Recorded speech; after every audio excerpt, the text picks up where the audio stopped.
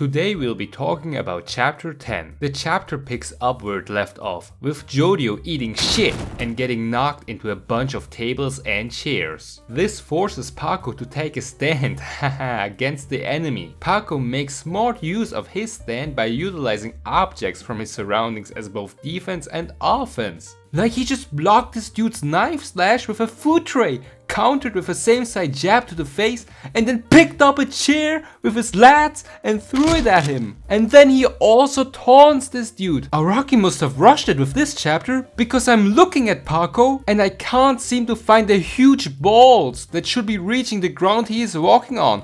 Where are they? Maybe the lava rock gave them to Dragona, who knows? We'll find out more about the whereabouts about his balls in the next chapter. So yeah, I take back my Paco slander. I know I talk some shit about him being useless and all, but he did really well in this chapter. That enemy for sure is a weird troublemaker as well. Some Doctor Wu shenanigans, you know what I mean? The way he also distorts your perception of depth is something completely new to JoJo's. This just shows how good Araki is at coming up with new abilities, you know? He also looks really ugly. Like, look at that spiky hair with that ugly overall and like that obnoxiously big fly. Like, does he look unique? Yeah, sure. Like something that is uniquely ugly. Dragona also almost dies at the end. The enemy knew that Dragona was expecting the watch to be carried over to the lava rock by one of the pigeons, and he used that to his advantage. This definitely means that he knows how the lava rock works, at least on a fundamental level, but how could he have?